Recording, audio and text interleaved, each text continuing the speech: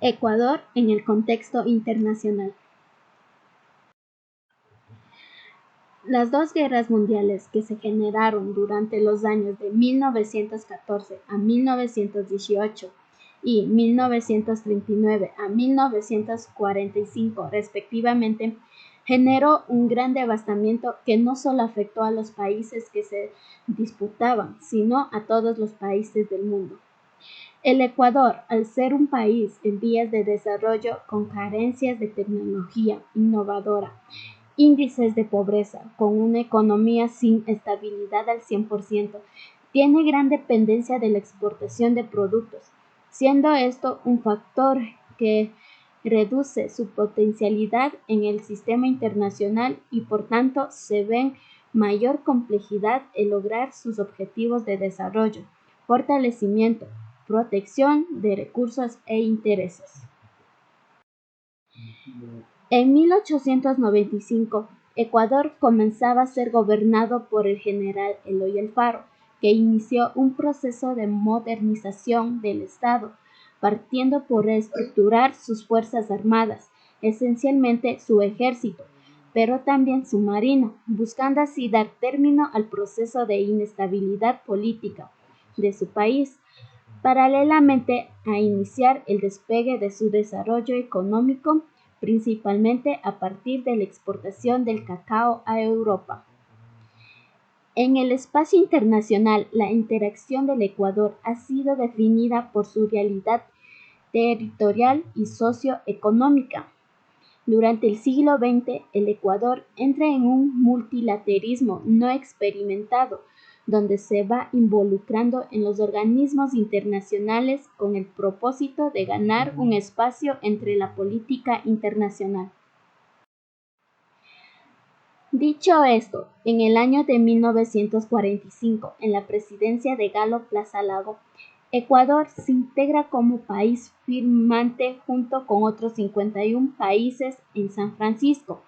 para firmar la Carta de Fundación de la Organización de las Naciones Unidas, ONU, con el propósito de fomentar los derechos humanos y establecer en su política exterior la protección de la soberanía y territorio estatal, fomentar el respeto al derecho internacional, la no intervención en los procesos internos de otros estados y la cooperación y solidaridad entre los actores del sistema internacional. Cada una de estas participaciones en los organismos internacionales ha estado mediada por los alcances de su naturaleza política. De ahí que busca formar grupos de cooperación con estados similares a su situación, su colaboración en el grupo de los territorialistas en defensa del mar territorial, su apego a la Carta de las Naciones Unidas y el derecho internacional, ya que creía en un Estado soberano y determinación de estos, además de su integración interamericana, que implican la cooperación en temas jurídicos, económicos o sociales en entes como la Asociación Latinoamericana de Libre Comercio, la Asociación Latinoamericana de Integración, la Comunidad Andina de Naciones, la Organización de Estados Americanos y el Sistema Económico Latinoamericano. La agenda ecuatoriana en el siglo XX mantuvo como prioridad la resolución del conflicto territorial con Perú. Esto se evidencia en el año de 1942 en la segunda reunión de la Consulta de Cancilleres, con los desacuerdos con el Protocolo de Río de Janeiro, donde se desenvuelven las controversias respecto a la delimitación territorial y, consecuentemente,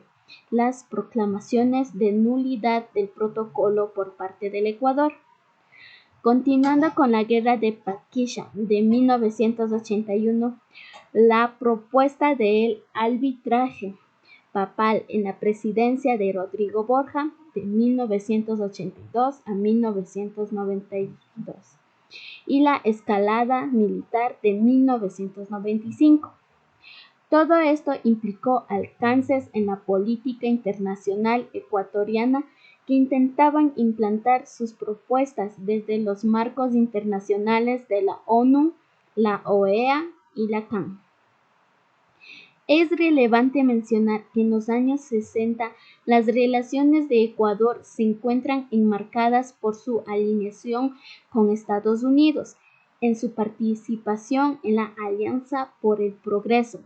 la cual buscaba contener la propagación de la Revolución cubana.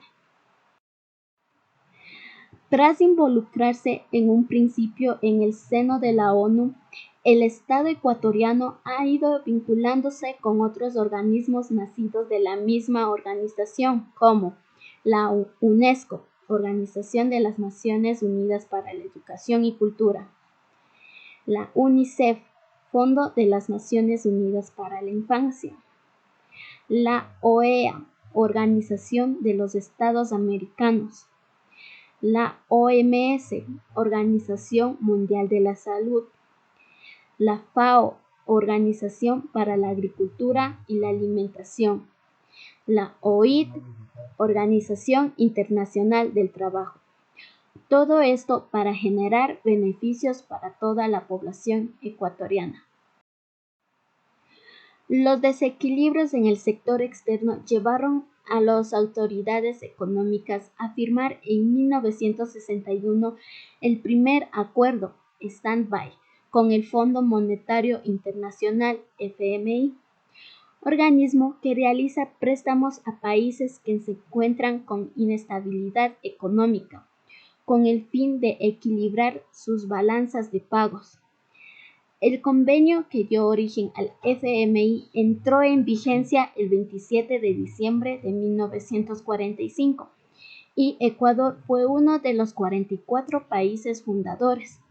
Las autoridades de ese entonces vieron que formar parte del FMI tenía ventajas, ya que podían acceder a recursos en caso de necesitar corregir problemas de balanza de pagos, como ocurrió más tarde. Ecuador, en este contexto, siempre dependió de estos créditos. Ecuador y los organismos regionales. En la década de 1960, proyecta una alianza regional entre países andinos. Así, en el año de 1969, el Ecuador forma parte de la Comunidad Andina y Naciones, CAN,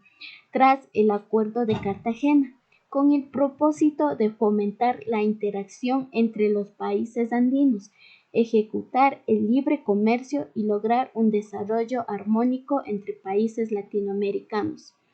En el 2003 se crea el Pasaporte Andino, que permite el libre tránsito por los países miembros. Actualmente la organización está conformada por Colombia, Bolivia, Perú y Ecuador. Actualmente las relaciones comerciales del Ecuador con el exterior se encuentran reguladas por la normativa de la Organización Mundial del Comercio y por los tratados de integración regional con la ALADI y la CAN.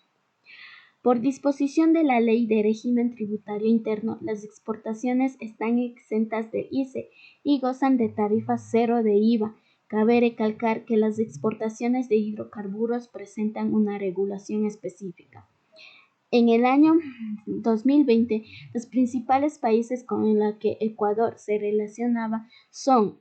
en primer lugar, Estados Unidos, seguido por Perú, China, Chile y Panamá, quienes son los principales compradores del país, y siendo los principales vendedores, en primer lugar igualmente Estados Unidos, seguido por China, Colombia, Panamá y Brasil.